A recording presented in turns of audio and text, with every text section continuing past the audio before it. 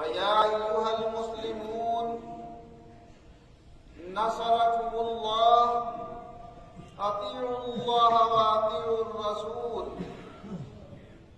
وَدُومُوا عَلَى أَمْرِهِ وَاجْتَنِبُوا عَنْ نَهْيِهِ فَإِنَّ لَكُمْ فِيهِ خَيْرَ الدَّارَيْنِ۔ حضرات کرام، خطبہ مسنونہ کے درمیان قرآن عظیم کی جو مبارک آیت پڑھی، اس میں اللہ تبارک و تعالی ارشاد فرما رہا ہے، اے ایمان والو اللہ سے ڈرو اور جو کچھ سود کا کاروبار کرتے ہو اسے چھوڑ دو اگر تم ایمان والے ہو، اللہ پر اور یوم آخرت پر تمہارا ایمان ہے۔ اور اگر یہ نصیحت آنے کے بعد بھی تم نے سودی لین دین کا کاروبار نہیں چھوڑا تو پھر اللہ اور اس کے رسول سے جنگ کرنے کے لیے تیار ہو جاؤ۔ اللہ تبارک و تعالی نے جہاں اپنے بندوں پر کچھ فرائض و واجبات کی ادائیگی رکھی ہے، وہیں دوسری طرف ناجائز و حرام باتوں سے روکا بھی ہے اور منع بھی کیا ہے۔ اسلام میں جو بڑے بڑے گناہ کی باتیں ہیں، ان میں سے ایک بڑا گناہ سود کا لین دین ہے، اور یہ ایسا بڑا گناہ ہے کہ جس کو جاننے کے بعد اور اللہ کی طرف سے پیغام آ جانے کے بعد بھی اگر کوئی اس کاروبار کو نہیں چھوڑتا ہے تو پھر کیا اس میں یہ دم ہے کہ وہ اللہ سے لڑ سکے، اللہ اور اس کے رسول سے لڑ سکے؟ اللہ کہتا ہے مجھ سے لڑنے کو پھر تیار ہو جاؤ۔ اس کی یہ لڑائی سامنے سے ایسی نہیں ہوتی ہے کہ وہ ہتھیار بند ہو کر تمہارے سامنے آ جائے اور تمہاری آمنے سامنے اس سے ٹکر ہو جائے۔ اس کی لڑائی تو یہ ہے کہ وہ تو بس ارادہ کرے گا، جو بھی اپنے دشمن کے لیے اس کا ارادہ ہی اس کو فنا کرنے کے لیے کافی ہوگا۔ انما امرہ اذا اراد شیئا ان یقول له کن فیکون۔ اللہ کا تو معاملہ یہ ہے کہ جب وہ کسی کام کا ارادہ فرماتا ہے تو جتنی دیر میں کوئی کہے کہ ہو جا، اللہ کے ارادے سے ہی وہ کام ہو جاتا ہے۔ اسی لیے اللہ تبارک و تعالی سود کا لین دین کرنے والوں کو دنیا میں بھی ذلیل اور رسوا کرتا ہے۔ دوسرے مسلمانوں کی نظر میں سود کا کاروبار کرنے والا مسلمان اتنا ذلیل و حقیر ہو جاتا ہے کہ مسلمان اس کے گھر کا پانی پینا بھی پسند نہیں کرتا۔ کہیں جاتا ہے تو عزت کی نظر سے اسے نہیں دیکھتے،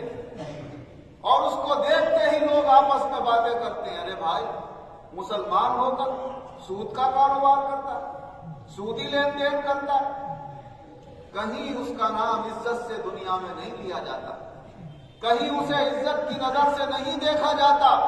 یہ تو دنیا میں اس کی ذلت اور رسوائی ہوتی ہے، اور آخرت میں جو اس کا انجام ہوگا وہ تو طرح طرح سے اسے دیکھنے کو ملے گا۔ کہیں تو حضور صلی اللہ علیہ وسلم نے یہ فرمایا کہ میں معراج کے سفر میں جب جا رہا تھا تو میرا گزر کچھ ایسے لوگوں کے پاس سے ہوا کہ جن کے پیٹ کمروں کی برابر بڑے تھے، اور ان کے پیٹوں میں سانپ بھرے ہوئے تھے جو باہر سے نظر آ رہے تھے۔ میں نے فرشتوں سے معلوم کیا کہ یہ کون لوگ ہیں؟ تو فرشتوں نے بتایا یہ وہ لوگ ہیں جو دنیا میں سود کا لین دین کیا کرتے تھے اور سودی کاروبار کیا کرتے تھے۔ اور ایک خواب، نبی کی خواب بھی اللہ کی وحی اور پیغام ہوتی ہے۔ حضور صلی اللہ علیہ وسلم نے ایک خواب دیکھی تھی، اور اس میں چند باتیں چند گناہگاروں کو دیکھا تھا، ان میں سود کا لین دین کرنے والوں کو بھی دیکھا تھا۔ کہ وہ خون کی نہر میں کھڑا ہوا ہے ایک شخص، گلے گلے خون میں ڈوبا ہوا ہے اور اس سے نکلنے کی کوشش کرتا ہے۔ جب نکلتے نکلتے کنارے پر آتا ہے تو وہاں ایک شخص کھڑا ہوا ہے، وہ بڑا سا پتھر اس کے سر پر مارتا ہے اور وہ پھر نہر کے بیچ میں چلا جاتا ہے۔ وہ بار بار نکلنا چاہتا ہے اور وہ بار بار پتھر مار کے اسے بیچ میں کر دیتا ہے اور وہ خون کی نہر سے باہر نہیں نکل پاتا۔ تو حضور صلی اللہ علیہ وسلم نے حضرت جبریل امین علیہ السلام سے، جو آپ کو معراج کے سفر میں لے گئے تھے، معلوم کیا یہ کون شخص؟ تو انہوں نے فرمایا یہ وہ ہے جو سود کا کاروبار کیا کرتا ہے۔ تو کسی سودی کے ساتھ یہ عمل ہوگا کہ اس کے پیٹ کمروں کی برابر بنا دیے جائیں گے، اس میں سانپ بھر دیے جائیں گے، اور سانپ کیا کرتے ہیں اس کا تو انجام معلوم ہی ہے۔ اور کہیں خون کی نہر میں کھڑا کر کے یہ بتایا جائے گا کہ تو جو پیسے بانٹ کر پھر جو کمزوروں سے وصول کرتا تھا اور ان کا خون خشک کیا کرتا تھا، خون پیتا تھا، اب بھی اتنا خون پیے گا تو خون کی نہر میں کھڑا ہو۔ یہ تو وہ برائیاں ہیں جو وہاں میدان محشر میں اپنے اس گناہ کے نتیجے میں اسے دیکھنے کو ملے گی۔ اور بھی بہت بہت سخت اس کے گناہ حضور صلی اللہ علیہ وسلم نے بیان فرمائے۔ حضرت جابر رضی اللہ عنہ سے روایت ہے کہ حضور صلی اللہ علیہ وسلم نے سود لینے والے پر بھی لعنت فرمائی، سود دینے والے پر بھی لعنت فرمائی، سود کا لین دین لکھنے والے پر بھی لعنت فرمائی، اور سود کے لین دین پر گواہ بننے والوں پر بھی لعنت فرمائی، اور فرمایا ہم سواء، یہ سب کے سب گناہ میں برابر۔ اب بہت سے لوگوں کا، ہمارا اور آپ کا، کبھی کبھی یہ گمان بھی جاتا ہے، یہ ذہن بھی جاتا ہے کہ ہم اپنا روپیہ پیسہ بینکوں میں رکھتے ہیں، وہاں پر بینکوں میں ملازمین بھی ہوتے ہیں، وہ ہمارے پیسے کے بارے میں لکھت پڑھت بھی کرتے ہیں، کتنا ہم نے جمع کر دیا، کتنا ہم نے نکال لیا، کب جمع کر کے آئے، کب نکال کے لائے۔ تو اگر علماء کرام نے اس پر کیا فیصلہ لیا ہے یہ تو الگ بات ہے، لیکن آج کے وقت کی یہ ضرورت بتاتی ہے کہ بینکوں میں علماء بھی اپنا پیسہ رکھ رہے ہیں، صوفیاء بھی اپنا پیسہ رکھ رہے ہیں، مسلمان بھی رکھ رہے ہیں، غیر مسلم بھی رکھ رہے ہیں۔ تو وہاں پر ہماری نیت پیسہ رکھنے کی، اپنا مال محفوظ کرنے کی ہونا چاہیے۔ یہ نیت نہیں ہونا چاہیے کہ ہم بینک میں جمع کر دیں گے تو ہمیں بڑھتی ملے گا اس سے، کیونکہ بڑھتی جو ہم لینا چاہیں گے وہ ہمارے لیے حرام ہو۔ اور وہ لوگ جو بینکوں میں ملازمتیں کرتے ہیں ان کی نیت بھی یہ ہونا چاہیے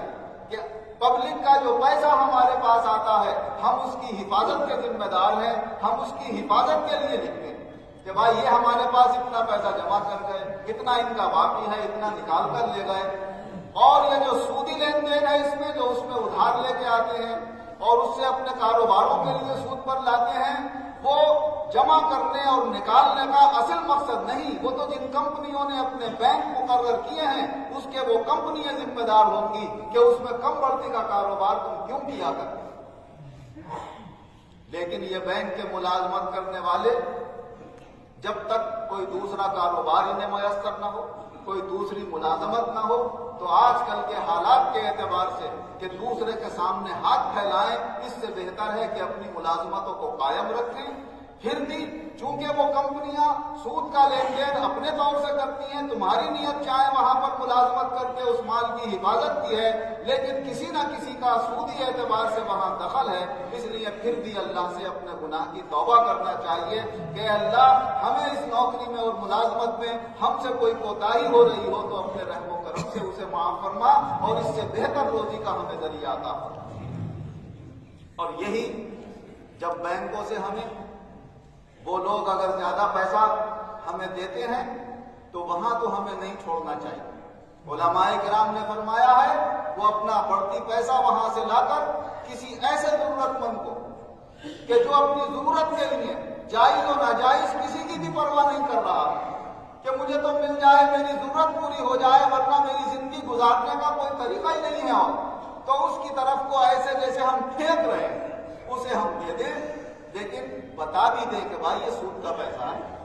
کیونکہ بہت سے غریب اور مجبور حال بھی اللہ کے ایسے نیک بندے ہوتے ہیں کہ وہ اپنی پریشانی برداشت کر لیتے ہیں لیکن ناجائز کھانا برداشت نہیں کرتے۔ کیا معلوم وہ کوئی نیک اور متقی آدمی ہو، بغیر بتائے آپ نے دے دیا تو اس کے تقوی پہ اثر پڑے، اس کی روحانیت پہ اثر پڑے۔ آپ اسے بتا دیں بھائی یہ ایسا پیسہ ہے، اگر روحانیت والا ہوگا تو منع کر دے گا، اور ویسے ہی کوئی دنیا دار ضرورت مند ہوگا تو پھر وہ اس کے لیے درست ہو جائے گا۔ الضرورات تبیح المحظورات، مجبوریاں جو ہیں وہ ناجائز کو بھی حلال کر دیتی ہیں۔ وہ اگر اس کی اتنی مجبوری ہے اس کے لیے حلال ہو رہا ہے تو وہ سمجھے گا وہ اس کا ذمہ دار ہوگا، لیکن بینکوں میں چھوڑنے سے بہت بڑا نقصان کا سبب ہو سکتا ہے، اس لیے وہاں پر چھوڑ کر نہیں جانا چاہیے۔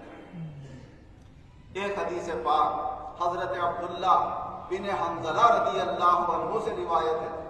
حضرت حنظلہ یہ وہ ہیں جنہیں فرشتوں نے غسل دیا ہے۔ جب میدان احد میں شہید ہوئے ہیں یہ، تو اس وقت جب اعلان ہوا کہ چلیے دشمنوں سے لڑنے کی تیاری ہے تو اپنی بیوی سے مل کر فارغ ہی ہوئے تھے۔ فرمایا غسل کریں گے تو دیر ہو جائے گی، چلو اللہ کی راہ میں ایسے چلے گئے اور وہاں جا کر شہید ہو گئے، کسی کو خبر نہیں۔ حضور صلی اللہ علیہ وسلم نے ان کا جنازہ تلاش کرایا تو کہیں نظر نہیں آتا۔ کافی دیر کے بعد جنازہ رکھا ہوا ہے اور پانی کے قطرے ٹپک رہے ہیں اس سے۔ ارے حضور صلی اللہ علیہ وسلم نے معلوم کیا، بھائی ان کی بیوی سے پوچھو کیا معاملہ ہے، تو انہوں نے بتایا کہ اس حالت میں تھے یہ اور ایسے چلے گئے کہ پہلے اللہ کا حکم دیکھا جائے۔ تو ہمارے یہ کا معاملہ ہوا، اللہ کے فرشتے انہیں غسل دینے کے لیے لے گئے تھے، جب سے ان کا لقب ہوا غسیل الملائکہ، جنہیں فرشتوں نے غسل دیا۔ ان کے بیٹے سے یہ روایت ہے عبداللہ سے کہ حضور صلی اللہ علیہ وسلم نے ارشاد فرمایا، سود کا 1 درہم کھا لینا 36 مرتبہ زنا کرنے سے بھی زیادہ بڑا گناہ ہے، کیونکہ زنا کار کتنا بھی بڑا گناہ گار ہے، وہ توبہ کرے تو اللہ کی قدرت اور رحمت بہت وسیع ہے، اسے معاف کر دے، لیکن سود کھانے والے سے تو اللہ نے کہا کہ معافی نہیں ہے، میری تجھ سے جنگ ہے، جب تک چھوڑ نہیں دے گا تیری میری جنگ برقرار رہے گی۔ اور ایک روایت حضرت عبداللہ بن مسعود رضی اللہ عنہ سے ہے کہ حضور صلی اللہ علیہ وسلم نے فرمایا، اگر سود لین دین کے گناہ کے 70 ٹکڑے کیے جائیں تو ان 70 ٹکڑوں میں سب سے چھوٹا ٹکڑا اتنا بڑا ہوگا جیسے کوئی اپنی ماں کے ساتھ برا فعل کرے۔ تو کتنا بڑا گناہ حضور صلی اللہ علیہ وسلم نے بیان فرمایا۔ جو سچا ایمان والا ہوگا، اللہ اور اس کے رسول پر ایمان رکھتا ہوگا، آخرت پر یقین رکھتا ہوگا، وہ اتنے بڑے گناہوں سے گزر کر یہ دنیا کے تھوڑے سے فائدے کو حاصل ہرگز نہیں کر پائے گا۔ اور سود یہ ہوتا ہے کہ آپ نے جو چیز جس کو دی ہے، ادھار دی ہے، قرض دی ہے، خرید و فروخت میں دی ہے، تو جتنی دی ہے جب آپ اس سے واپس لیں گے تو اتنی ہی لیں گے۔ اگر آپ نے بڑھا کر لے لی تو وہ سود ہو جائے گا۔ اگر کسی کو ضرورت تھی آپ سے 1 کوئنٹل گیہوں لے گیا، اب آپ اس سے وصول کر رہے ہیں تو کہہ رہے ہیں صاحب یا اس وقت طے کریں یا نہ کریں، چاہے بغیر طے کرے لیں، چاہے وہ اپنی خوشی سے دے، ہر حال میں سود ہو جائے گا اور ربا کا اس کے اوپر حکم اور حرمت لاگو ہو جائے گی۔ آپ کہے بھائی میں تو 1.25 کوئنٹل لوں گا، تمہاری ضرورت ہے تو لے جاؤ، نہیں لے جانا چاہتے مت لے جاؤ، تو وہ تو لے جائے گا مجبوری کو، لیکن وہ بھی گناہ گار ہوگا اور جو اس کو سود پر دے گا وہ بھی گناہ گار۔ آپ نے 1 کوئنٹل دیا ہے تو 1 ہی کوئنٹل واپس لے سکتے ہیں، 1 کوئنٹل سے 1 کلو بھی بڑھ کے لیں گے تو وہ ربا اور سود ہو جائے گا۔ حضرت عمر رضی اللہ عنہ روایت کرتے ہیں کہ حضور صلی اللہ علیہ وسلم نے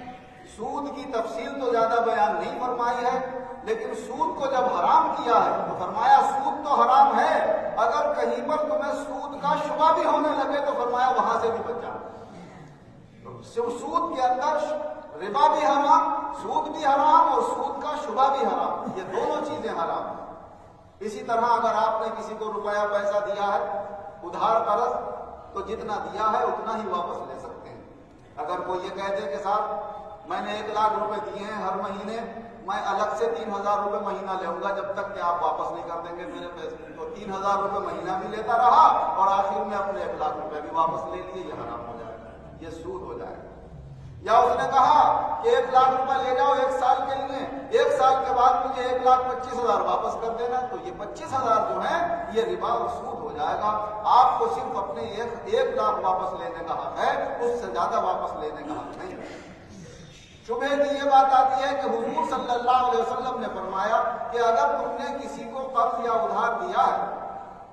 اور پھر کبھی آپ کی وہ دعوت کرے تو جب تک تمہارا قرضہ واپس نہ کر دے اس وقت تک اس کی دعوت بھی مت کھانا، یہ بھی تمہارے بڑھتی لینے میں شمار ہو جائے گا، تمہاری خاطر و مدارات کر رہا ہے اس وجہ سے کہ تمہارا قرض دار ہے۔ ہاں اگر کوئی ایسا آدمی ہے، فرمایا سب کچھ نظر ہے ہمارے رسول صلی اللہ علیہ وسلم کی ہر بات پر، فرمایا اگر وہ تم سے ادھار لینے والا ایسا آدمی ہے کہ تمہارا بہت قریبی معاملہ ہے اس سے، پہلے سے ہی تمہارے درمیان دعوتوں کا اور لین دین کا معاملہ چل رہا ہے، تو فرمایا پھر سود نہیں ہوگا، وہ تو تمہارا طریقہ ہی پہلے سے چلا رہا ہے، یہ اس قرضے کی وجہ سے دعوت نہیں کر رہا ہے، وہ تمہارے تعلقات اور معاملات کی وجہ سے کر رہا ہے۔ تو یہ ساری باتیں ہمارے اسلام میں ہمیں کھل کر بتا دی گئی ہے۔ اللہ جس کو توفیق دیتا ہے وہ ان گناہوں سے بچ جاتا ہے، اور جو ان گناہوں میں پھنسے ہوئے ہیں اللہ سے ہم سب دعا کریں کہ اللہ انہیں بھی اس گناہ سے محفوظ رکھے، کیونکہ گناہوں کا اثر ساری دنیا کے اوپر نحوست و بربادی کی صورت میں آتا ہے، اور جتنے دنیا سے گناہ کم ہوتے ہیں اتنی ہی اللہ کی رحمتیں اور برکتیں برستی ہیں جو سب کو فائدہ پہنچاتی ہیں۔ اللہ تعالیٰ اپنی رحمتیں اور برکتیں نازل فرمائے، اور نحوست اور بربادیوں سے اللہ ہم سب مسلمانوں کی حفاظت فرمائے، گناہوں کی باتوں سے بچنے کی اور صحیح کام کرنے کی اللہ ہمیں توفیق عطا فرمائے۔ آمین۔ بارک اللہ لنا